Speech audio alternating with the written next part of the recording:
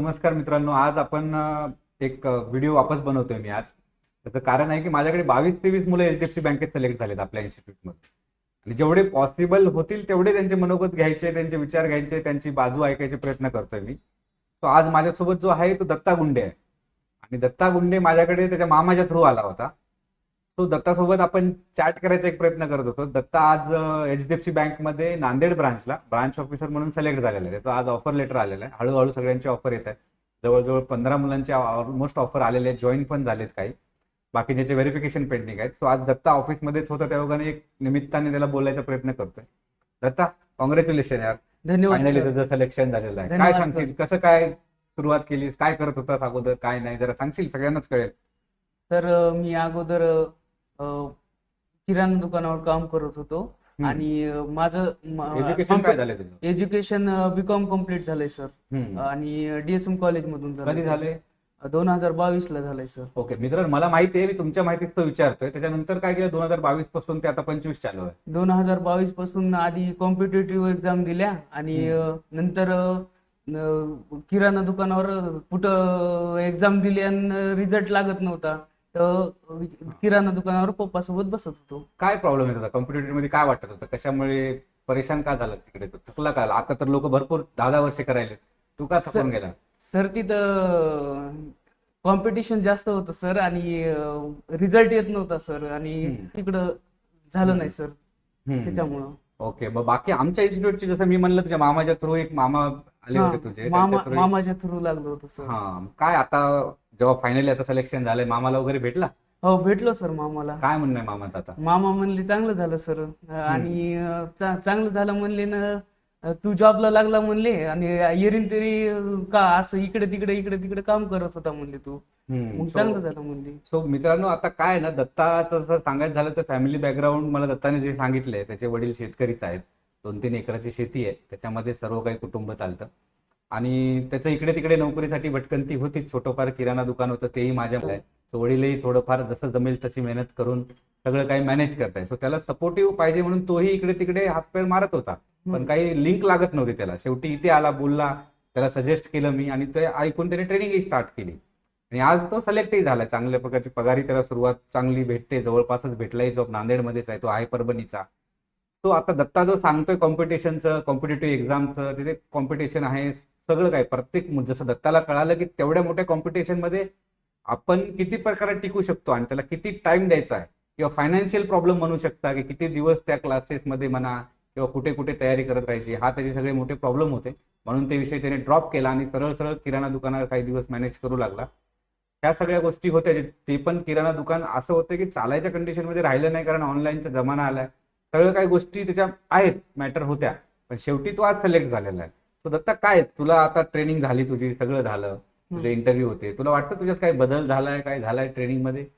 Sir self improvement झाली sir आणि communication skill इथे आल्यावर माहीत झालं कशी करायची आणि इंटरव्ह्यू कसे द्यायचे, कसं बोलायचं, इंटरव्ह्यू मध्ये प्रश्न विचारल्यावर कसं सांगायचं, ते सगळं सर्व ट्रेनरनं शिकवलं सर. आणि बँकिंग बद्दल काय झालं माहिती तुला, की काय बँकिंगचे रिलेटेड काही असं वाटतं? बँकिंग बद्दलची जी अगोदरची तुझी माहिती होती आफ्टर ट्रेनिंग कम्प्लिशन, काय वाटतं तुला, जॉबवर फायदा होईल त्याचा?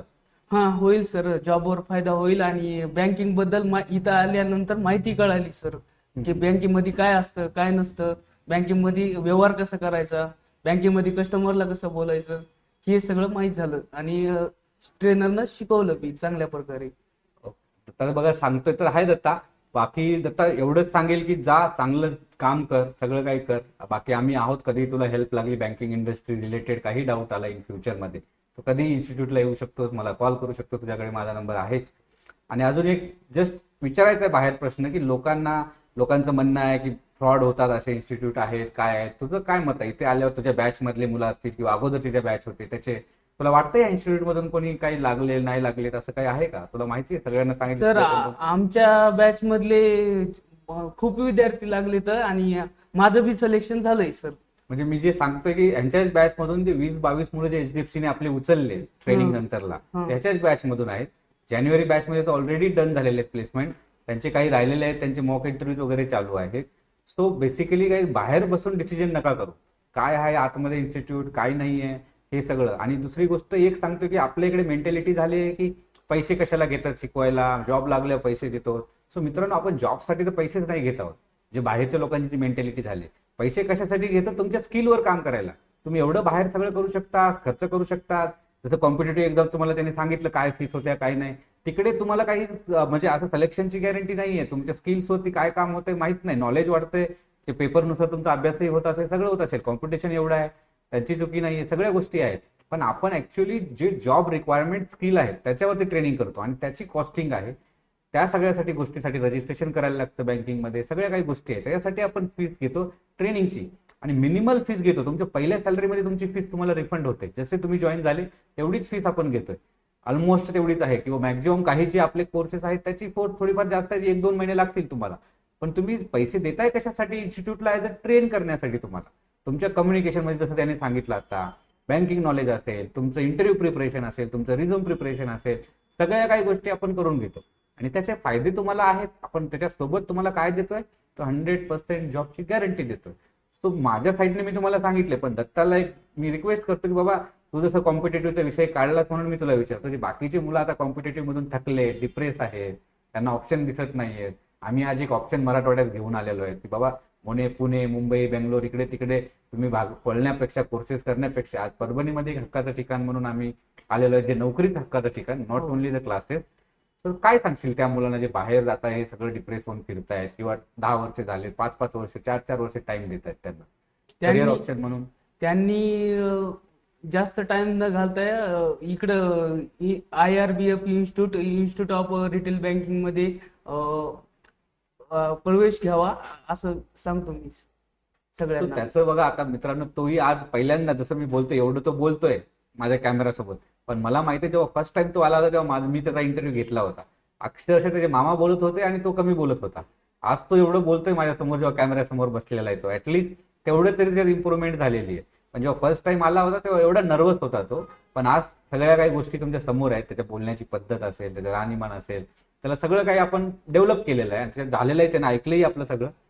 सो रिक्वेस्ट एवढीच आहे की तुम्ही तुमच्या स्वतःच्या स्किल वाढवण्यासाठी काय करता ते इम्पॉर्टंट आहे. आज मार्केटमध्ये डिग्री आहे, तुमचे पर्सेंटेज चांगले आहेत, सगळे आहे, पण तुमच्याकडे जर स्किल नसतील जॉबसाठी तर तुम्हाला नोकरीही नाहीये कुठे. आणि ते स्किल द्यायचं काम आपण ॲज अ इन्स्टिट्यूट करतोय. सर्वांना एकच रिक्वेस्ट आहे, या एकदा बघून जा. मराठवाड्यामध्ये आपली ब्रांच ओपन झाली, परभणीमध्ये वसमत रोडला, गुलमोर हॉटेलच्या समोर, होंडा शोरूमच्या समोर. जर जमलं, तुम्हाला पटलं तर नक्की घ्या ऍडमिशन आणि जॉबसाठी तयार करून जॉब लावण्याचं काम आमचं आहे. फक्त एवढंच आहे, योग्य वयामध्ये योग्य वेळी तुम्ही निर्णय घ्या. एकदा वय निघून गेल्यावर कोणीही काय करू शकणार नाही, मीच काय, कोणीही काय करू शकणार नाही. So once more congratulation Datta. धन्यवाद सर. नेक्स्ट टाइम जेव्हा येशील आवर्जून ऑफिसला व्हिजिट कर, जेव्हा हो, केव्हा सर. तुला सुट्टी असेल तेव्हा. हो, ठीक सर. आहे, जॉईन हो, झाल्यानंतर. सर. चल, ऑल द बेस्ट. थँक्यू.